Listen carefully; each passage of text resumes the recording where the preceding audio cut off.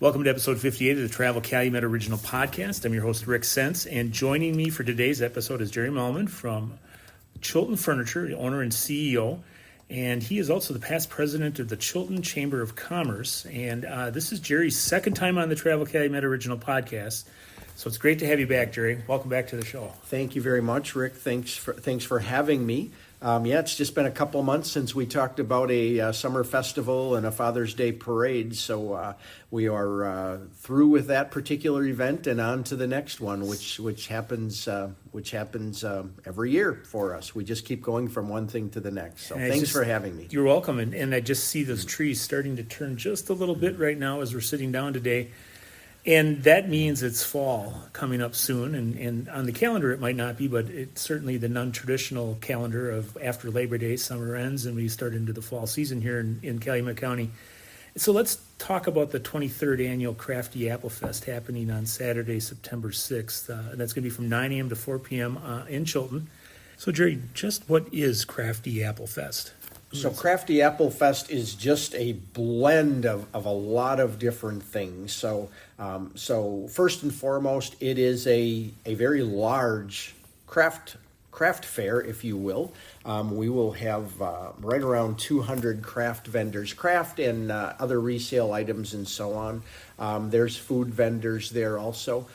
Some of them are for-profit food vendors, and some of them are nonprofits. Our Chilton Optimist Club and some other groups that are there raising funds for their particular organizations. So it is a combination of craft fair, live entertainment, and things for the kids to do. Just a lot of fun family activities and adult activities too. So just a really busy day, but a good day, weather permitting. So God willing, that will happen also. It's rain or shine, though, correct? It is rain or shine, and although I haven't been involved in all 23 years, or 22 of the past years, I remember only one day where a storm threatened us. And it threatened us for about an hour right away in the morning, and the sun came out, and it was business as usual and lots of fun. So you mentioned 22 previous events, so we're at the 23rd this year, and so there's a lot of stick-to-itiveness for this event, obviously. There's a lot of interest in it. So what do you attribute that interest to in the community for this event? So when you say interest, do you mean interest of the people participating in it as vendors, or do you mean the people that are coming to enjoy it? I think both. I think It works both ways there. Jerry. Okay, so let's start with the people, the vendors, and so on. So although I'm not a craft fair attendee for other events, so I don't know a lot about what other groups do. But I do know that the vendors that we have, many of them have been here for 10 years, 15 years, some of them since the beginning. And what we are hearing from them is that this is a very well-run, organized event that brings a lot of people. So therefore, they are able to show their wares, and we provide people for them to buy those wares. So I attribute a lot of that organization, and we talked a little earlier about this privately, but Tammy Pethan has been a long-time secretary of our Chilton Chamber of Commerce, and therefore for 22 years she has been the director behind the scenes of everything that we have been doing in not only this event but all of the events that the Chilton Chamber of Commerce has done over the years. Tragically, we lost Tammy.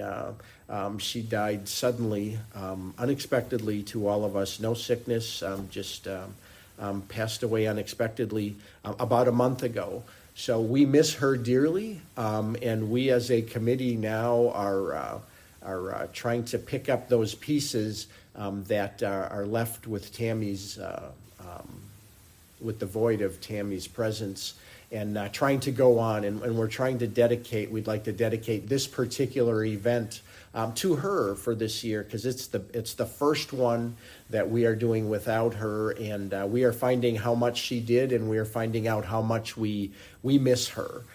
So we're putting this event together and doing this for her, and it's going to come together fine, but not without the struggles of her absence, and the things that she did behind the scenes, and things that she had done for years.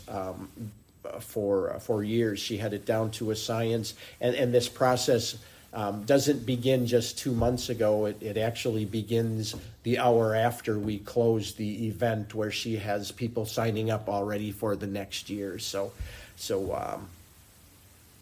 And Tammy she was a great community asset. I got to work Yeah. with her in my role as well, and always enjoyed interacting with her. She was always on top of everything, and I know that she, might not be here, but she certainly did leave a legacy, and she's left I think it's a lot easier for you to pick up from that. Yeah. With Tammy versus maybe somebody else who might have been involved. So in that. painfully organized, which is helpful, because we have people that are stepping into place and are able to dig into her notes, so to speak, and figure out what needs to be done.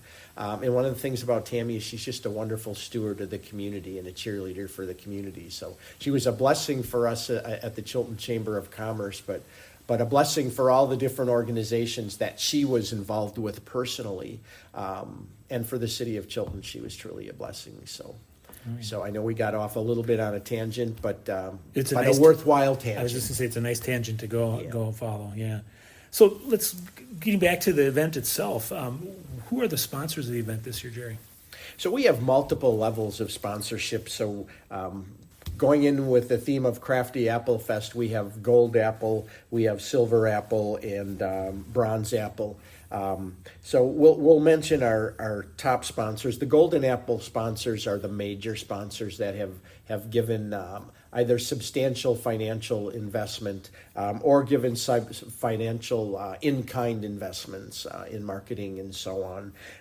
Those Golden Apple sponsors are Worthington Enterprises out of Chilton here, Sparkworks Marketing and Web Design, KT Products. There's Green to White Property Management, and we also have Wisconsin Public Service has been a regular sponsor of ours also. So there's our major sponsors, but we also don't want to diminish the other sponsors. In our Silver Apple, which is the next level down, is State Bank of Chilton, National Exchange Bank and Trust, and JT Enterprises of Wisconsin out of Chilton also. And then we have a multitude of bronze sponsors, which I don't have the list in front of me. And then we have what we call Crafty Apple sponsors, which are a little lesser in quantity or of dollar value, but adding all of those together makes this event possible. So it's not just the top, it's not just the middle, it's everybody together, and we appreciate everybody from the ones that gave $1,000 to the ones that gave $100, and not to mention to the people that give of their time, because this takes a lot of volunteers to put all of this together. So it's not the hands of one or two people. It's not the hands of one committee. It's the hands of really dozens of people that help put this together. So there's obviously preparation before the event, but then the day of the event, there's a lot of work going on. There is. That's unseen. There is. That work starts about 4:30 a.m. for many of our committee members, as we're just making sure the grounds are all set and ready to go. And although we have check-in starts at 6 a.m., we know that there are going to be vendors sitting at our doorstep at 5 a.m. because they want to get a fresh start. So that's that particular day, but a couple days before, we're going to be at Hobart Park in Calumet County Fairgrounds. We're going to be there as a committee, and we're going to be staking out the booths, numbering them, painting lines on the grass to mark off those events, marking off parking areas, all of those things. So lots to do to get ready, and then it's almost like a shotgun start at 9 o'clock on Saturday morning. And when I say shotgun start, that means people are pounding in. A couple years ago was our first year at the Calumet County Fairgrounds, and we didn't think very well about the traffic flow. And we had people lined up 4 blocks blocking the highway all the way through the stoplights and past McDonald's because we weren't prepared for the influx of traffic at a new venue. We did better last year, but we need to do better this year because we just feel having people wait on the street for 30 minutes to get into our venue is not ideal. So we're working on that. I've got our Knights of Columbus group coming in to help us pull traffic into the grounds that we can get them parked. So we're trying to get better. Every year we get a little smarter. But it's a great event. With Apple as part of the event's title, my guess is there's apples, the main food attraction, and other types of attractions of the event. What kind of apple treats will be available for everyone? That's a great question. So I don't know all of that completely. I know there are some people that will be making apple pies. There's Heritage Orchard has apple muffins and different things. So it's the theme, but it's apples and it's fall. So I think there were different ideas years ago as to what we should call this event, or I should say they, because I wasn't involved at that time. And I think the committee at the time just kind of looked at Apple, looked at crafts, and put it together, and it had a ring to it. So although there are everything apple, from apple beer, I don't think there's apple beer. It's pumpkin beer from Rowland's Calumet Brewery. So actually, it is apple and pumpkin beer. So apple beer, apple pies, apple muffins, apple sundaes. A lot of things there, apple related, but fall related. Just really, it's a fall event. So, but Crafty Apple just has a great ring to it. Okay. So when somebody gets there, walks in, they can go do crafts. Are they kind of like the crafts are in one area and then all the other entertainment? All of the vendors are blended together. So and they are craft. They are private artisans making their whether it's their metal art for the yards or whether it's wood crafts that they do, they're all kind of blended together. We do then have a food court, and we have an live entertainment in the pavilion. Apple pie contest will be in the pavilion. So it's really just kind of all blended together. But there is a food court because that makes sense. Mm-hmm. The food isn't all over the area. It seems to work better to have all of them together so that people can walk through and make their choices very easily of what they want to ruin their diets on. Okay. What kind of fun things are available for the kids that would be coming? For the kids, so every year we have a company called Fun Pros, which is inflatables, so bounce houses and lots of different things. So we have that. We have pumpkin bowling. So the FBLA from Chilton High School, Future Business Leaders of America, they have a fundraiser. So and we have what we call fun pumpkin bowling. So years ago, somebody built some returns so that instead of bowling balls, we have pumpkins and people can bowl, and when they roll their pumpkin down, there's actually a return that somebody puts that pumpkin back on the return. It rolls back for them to bowl for their second shot. So we have pumpkin bowling alleys set up, and the FBLA has assembled prizes, and there's contests. They'll set up a tournament if there's enough participants. So that's a fun thing for adults and kids to do. It's done outdoors, right? That's done outside. There's really nothing indoors besides there's shelter. There's shelter for the band. Other than that, everybody is outside. It just seems to be the desired, not only for the vendors, but also for the people, the attendees. There's something about just walking, spending a morning or afternoon outside, browsing through. The only time outdoors becomes a concern for people if the storm clouds roll in. Then we'll get a few people that will say, you should have all this in all these buildings. But ultimately, we find out the vendors want to be outside. They want to be outside. It just works for them.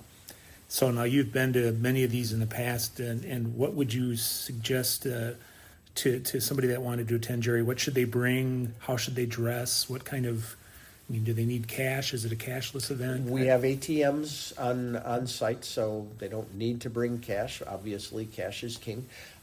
Most of the vendors, or many of them, do take credit cards. They have their own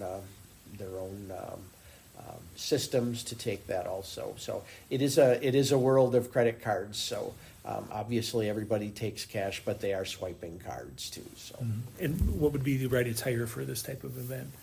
watch the weather. Okay. And that's the best. So if it's sunshiny, bring your hat, bring your sunscreen.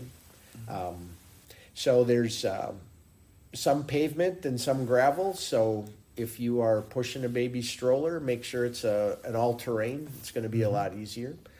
If you're in a walker, make sure you allow time because it's not always as easy to get through because it gets quite crowded. Be prepared to do some walking, though, although we're going to have some handicap parking relatively close. It's still not going to be right up to the event. You're still going to have to do some walking to get to the event itself. You just aren't going to have to walk a half a mile. Jerry, now, as I mentioned before, you've been part of many of these Crafty Apple Fests in the past. What are some of your favorite memories that you have of this event, and what kind of things come to mind when you think of the event? So my favorite memories are not necessarily of the event itself, but of the committee fellowship that we have of getting ready, like the Friday morning where a group of us are unloading a wagon of straw and setting up the pumpkin bowling things and just really all working together and setting up the entire campus there, if you will, and just talking about the details. What are we going to do here? What are we going to do there? And then sitting down and having lunch and just really laughing and discussing and laughing about those things. And then after the event, after everybody has left and we've cleaned everything up, and that's where, it's kind of nice there's a few extra beers in the cooler that we sit down and order some pizza and just sit down and talk about everything that happened the day. What went well, what didn't go well, but really just resting, joking, and enjoying the success of the day. So those are my memories. Maybe some of the other committee members would say differently, but I enjoy those. But I also do enjoy walking the crowd, seeing all the people there, seeing the smiles on faces, and then also talking to the vendors and finding out how's it going, getting their input. And more often than not, it's a pat on the back to the committee because they so enjoy what we have put together for them. So I'm not as festive of a person as some people may be. So therefore, I'm really more, how did it go? What can we do different, and so on. But I do enjoy the couple beers at the end of the day, though. But it's a long day, so we're tired at the end of the day. I sleep well that night. Is there anything keeping you up right now as far as preparations, or do you feel really comfortable with where you're We're at? pretty good. We're pretty good. We just met yesterday, and we've divided and conquered, so to speak, of a lot of the different things. So every one of our committee members have accepted tasks and have things that they're going to get done, and they'll be done by that Thursday or Friday when we meet again and start to put things together. So nothing keeping me awake yet. Typically that's the day before. I always get that pre-event. But the alarm coming off at 4:30 comes pretty quickly and pretty early. And then it's go time. Well, Jerry, thank you for being my guest today on the Travel Calumet Original Podcast. And listeners, thank you for tuning in to episode number 58. And please make sure you check out the other 57 episodes of the Travel Calumet Original Podcast. You can do that by clicking on the microphone on the homepage of travelcalumet.com.